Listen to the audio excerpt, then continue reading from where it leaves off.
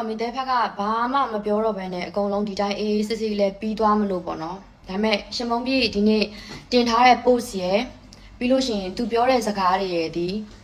အရန်ရိုင်းလုံးလို့မိသားဒီဟာကိုတင်ရတာပါဒီဟာကိုဒီဗီဒီယိုရိုက်ရတာပါဆိုတော့ညီမနဲ့သူနဲ့လမ်းခွဲထားတာဒီ73ရက်နေ့ရမှာလမ်းခွဲလိုက်တာပါဧပြီ73ရက်နေ့ရမှာလမ်းခွဲလိုက်တာပါ12ရက်နေ့ညနေရမှာညီမအိမ်ပေါ်ကနေသူဆင်းပြီးတော့မှသူအိမ်ကိုသူပြန်သွားတာပါပြီးတော့မိတဲ့နဲ့သူနဲ့စပြီးတော့မှသူနဲ့စပြီးတော့အတူတူနေဖြစ်သွားတယ်ဆိုတာသူ2024 6လပိုင်း25ရက်ကသူအိမ်ပေါ်ကဆင်းလာတယ်အိမ်ပေါ်ကဆင်းလာပြီးတဲ့အချိန်မှာပတ်စံလက်ထဲမှာတပြားမှမပါဘူးပတ်စံတပြားမှမပါဘူးပြီးတော့သူအိမ်ကိုမပြန်ချင်ဘူးသူကသူတိုက်ခန်းငှားပြီးတော့မှနေမယ်အခန်းရှာပေးပါအခန်းရှာမယ်ဆိုပြီးတော့အခန်းတူတူရှာပေးတယ်သူ့မှာပေးဖို့အတွက်ပတ်စံတပြားမှမရှိဘူးပတ်စံတပြားမှမရှိဘူးသူ့မှာ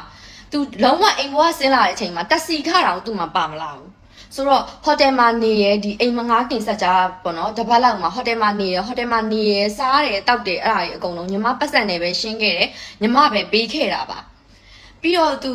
အိမ်ငားမယ်ဆိုပြီးပြောတဲ့အချိန်မှာညီမအိမ်ရှာတယ်အိမ်ရှာပြီးတော့အိမ်ရသွားတဲ့အချိန်မှာသူကအိမ်စာချုပ်ချုပ်ဖို့အတွက်လက်ထဲမှာပတ်စံတပြားမှရှိမနေဘူးသူ့အကူကဘန်ကောက်မှာသူ့ကိုစီမှာသူအပ်ထားတဲ့ပတ်စံရှိရပေါ့နော်သူ့ကိုကဘန်ကောက်မှာရိုက်ကူးရေးသွားနေလို့ပြန်လာတဲ့အချိန်ကြလို့ရှိရင်ဒီအိမ်စာချုပ်ချုပ်ထားတဲ့ပတ်စံကိုသူပေးပါမယ်ဆိုပြီးမှညီမကိုပြောပါတယ်အဲ့ချိန်မှာညီမဒီတီတာရွှေဆိုင်မှာညီမရွှေလက်စွပ်တစ်ချက်သားကိုတွားရောက်ပြီးတော့မှညီမဒီအိမ်ကိုစာချုပ်ချုပ်ပေးပါတယ်အိမ်စာချုပ်ချုပ်တဲ့အချိန်မှာတစ်လကို6သိန်းနဲ့အိမ်က6လဝယ်စားက1လပြီးတော့deposit က1လဆိုတော့အလုံးပေါင်း8လချုပ်ရတယ်အဲ့ဟာကိုညီမသူ့ကိုညီမပတ်စံနဲ့စိုက်ပြီးတော့မှချုပ်ပေးထားတယ်သူ့ကိုပြန်လာရင်ပေးမယ်ဆိုလို့အဲ့ကနေပြီးတော့မှသူတယောက်တည်းမနေရဲဘူးသူတငယ်ချင်းတွေကိုသူခေါ်ထားမယ်ပေါ့နော်သူတငယ်ချင်းတွေမလာခင်မှာညီမကိုအတူတူနေပေးပါဆိုပြီးမှပြောတယ်ဒါပေမဲ့ဒီကြားထဲမှာအကြောင်းမျိုးမျိုးကြောင့်သူတငယ်ချင်းတွေဒီသူနဲ့အတူတူလာမနေတဲ့အတွက်ကြောင့်မလို့ညီမနဲ့သူနဲ့အခုချိန်ထိအတူတူဒီအိမ်မှာရှိနေရတယ်ဒီအိမ်မှာရှိနေတဲ့အချိန်မှာဒီလေညီမအလောက်ကရတဲ့ပတ်စံညီမရှာတဲ့ပတ်စံနဲ့ပဲစားတယ်ညီမရှာတဲ့ပတ်စံနဲ့ပဲသုံးတယ်ညီမရှာတဲ့ပတ်စံနဲ့ပဲအားလုံးအိမ်ရဲ့မီတာခအကုန်လုံးအားစညီမပဲပေးခဲ့ရတာသူ့ပတ်စံတပြားတစ်ချက်မှမကုန်ခဲ့ပါဘူးသူဒီညီမနဲ့အတူတူနေရဲ့ဒီနှစ်တွင်းမှာသူအလုပ်3ခုသူကြော်ညာ3ခုရှိရအဲ့3ခုရှိခဲ့တဲ့ဟာဒီလေညီမပတ်စံတပြားတစ်ချက်မှသူ့စီကမယူခဲ့ပါဘူး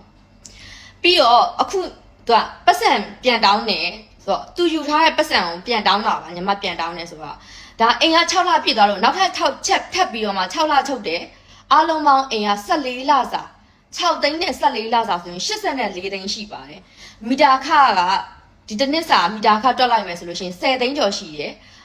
အားလုံးပေါင်း10သိန်းပဲညီမတွက်ထားတယ်အဲ့တော့64သိန်းသူစီကရစရာရှိတယ်ဒါအိမ်မှာစားတာတောက်တာသုံးတာတွေဒီနောက်ဆုံးစကင်ကဲသူတောက်ဖို့ဝိဝယ်တာကစဆက်လိုက်ဝယ်တာကစညီမပတ်စံနဲ့ပဲညီမစိုက်ပြီးမှဝယ်ပေးခဲ့ရတာသူဒီလိုမျိုးသုံးနေတာဒီလိုမျိုးတောက်နေတာတွေကညီမပတ်စံနဲ့ပဲညီမပေးခဲ့ရတာပါအဲ့ဒါကိုသူ့မှာအတိုင်းဝိုင်းရှိရဆိုပြီးတော့မှအခုမနေ့တုန်းကကျတော့ပေးမယ်လို့ပြောတယ်ဒီနေ့ကျတော့လှုပ်ချင်တာလို့တဲ့အခုတွဲတာပြက်တာကြာနေပြီဖြစ်တဲ့အတွက်ကြောင့်ဆိုတော့ညီမဖက်ကနစ်နာပါတယ်သူအဲ့လိုမျိုးပြောတဲ့အတွက်ကြောင့်မို့လို့လေ73ရက်နေ့ထိညီမနဲ့သူနဲ့အဆက်အသွယ်ရှိနေတယ်ဖုန်းမက်ဆေ့ချ်တွေလည်းရှိနေတယ်စာတွေလည်းရှိနေတယ်73ရက်နေ့ညနေရမှာညီမကိုယ်တိုင်ပဲငါတို့တွေလမ်းခွဲကြရအောင်ဆိုတဲ့စာအောင်ညီမကိုယ်တိုင်ပဲပို့ခဲ့လိုက်တာပါဘာလို့လဲဆိုတော့သူဒီလိုမျိုးဖောက်ပြန်နေတာညီမမခံနိုင်လို့ပါညီမအိမ်မှာနေတယ်ညီမချက်တဲ့ထမင်းကိုစားတယ်ညီမနဲ့အတူတူထမင်းတောင်းတိုင်းနဲ့စားပြီးမှဂျင်သွားလိုက်အောင်မယ်ကိုဂျင်သွားလိုက်အောင်မယ်တဲလေးရေဆိုပြီးတော့မှတခြားမိန်းမအိမ်မှာသွားပြီးတော့မှအတူတူသွားအိပ်ပါတယ်ဒါတော့မှတယောက်တည်းနဲ့ဖောက်ပြန်တာမဟုတ်ပါဘူးမြောက်ရောက်များဆိုတာသူဖောက်ပြန်ထားတဲ့ဟာတွေသူ့ဖုန်းကိုညီမယူပြီးကြည့်တဲ့အချိန်မှာအကုန်လုံးတွေ့ရပါတယ်အဲ့ဟာတွေကိုလည်းညီမစီမှာအကုန်လုံးဓာတ်ပုံရိုက်ပြီးတော့မှတက်တင်နဲ့တကွာညီမယူထားပါတယ်နောက်ဆုံးဒီဧပြီ9ရက်နေ့မှာဒါသူ့အကိုရုံးနဲ့သူ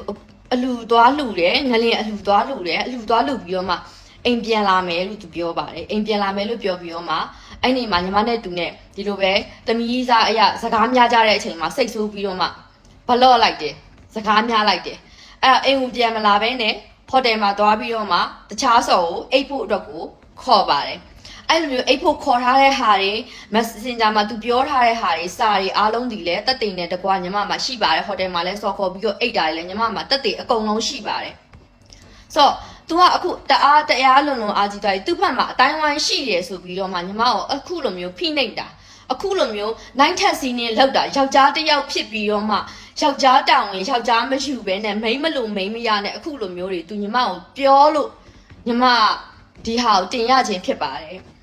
ပြီးရင် तू နဲ့ဖုန်းပြောထားတဲ့ record တွေ तू ဒီပတ်စံတွေကိုပြန်ပေးမယ်ဆိုပြီးဂတိခံထားတဲ့ record တွေဒီလဲညီမ Facebook မေးပဲဦးဆိုတဲ့အကောင့်မှာညီမ Facebook မှာညီမတင်ထားပါတယ်အဲ့ဒါတွေကိုလဲ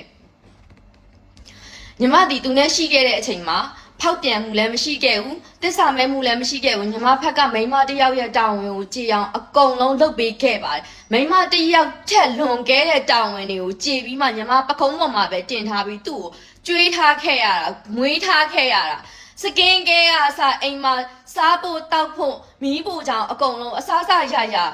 ကိုမွေးထားတဲ့ကလေးတစ်ယောက်ကိုပြုစုနေရတယ်လို့မျိုးကျမသူ့အိမ်ပေါ်မှာတင်ပြီးတော့အဲ့လိုမျိုးထားခဲ့ရတာအဲ့လိုမျိုးထားတာတောင်မှပဲ तू ကတခြားမိန်းမတယောက်တော့မကတော့မိန်းမတွေနဲ့ तू ဖောက်ပြန်တယ်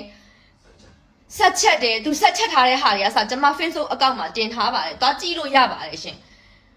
မိသားစုနဲ့သူ့မှာအတိုင်းဝိုင်းရှိတယ်မိသားစုရှိတယ်ဆိုပြီးအခုလိုမျိုးဖိနှိပ်တာကိုညီမမခံနိုင်လုံးလို့ဒီဟာကိုတင်ရတာပါညီမအခုလိုမျိုးတင်ရတဲ့အတွက်လည်းအားလုံးဒီလိုမျိုးနားထောင်ပေးနေတဲ့ကြည်ပေးနေတဲ့လူတွေအားလုံးကိုလည်းတောင်းပန်ပါတယ်နိုင်ငံရေးမကောင်းတဲ့ဂျာတွေကစိတ်အနှောက်အယှက်ဖြစ်သွားတယ်ဆိုလို့ရှိရင်လည်းမိတဲ့ဘက်ကအနှူးညွတ်တောင်းပန်ပါတယ်လို့ပြောချင်ပါတယ်မိတဲ့အခုလိုမျိုးတင်ရတယ်ဆိုတာလည်းအရန်မခံစားနိုင်လို့အခုညနေမှာ तू ပြောထားတဲ့စကားတွေ तू ပြောတဲ့စကားလုံးတိုင်း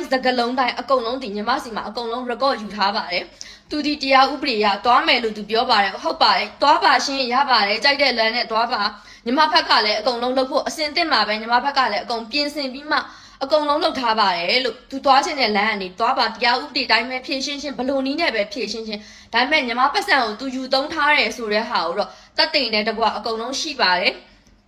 သူကပြောတယ်စာချုပ်စာတမ်းနဲ့ယူထားတာမဟုတ်ဘူးသူညီမဒီလိုမျိုးစိုက်ထုတ်ပေးထားတာစာချုပ်စာတမ်းမရှိဘူးပေးချင်ပေးမယ်မပေးချင်မပေးဘူးဆိုတဲ့စကားတီယောက်ျားစကားမဟုတ်ပါဘူးမိန်းမလို့မိန်းမရမိန်းမထမိန်တာခိုစားပြီးတော့မှတိတ်ခါမရှိတော့ယောက်ျားအကျင့်စရိုက်နဲ့ဒီလိုမျိုးပြောတာဖြစ်တဲ့အတွက်ကြောင့်မလို့မိတဲ့ဖက်ကလုံးဝမခံနိုင်လို့ဒီဟာကိုတင်ရတာဖြစ်ပါတယ်အခုလိုမျိုးပြောတဲ့အထက်မှာစကားအရင်နေပါသွားတယ်ဆိုလို့ရှိရင်လည်းကြည်နေတဲ့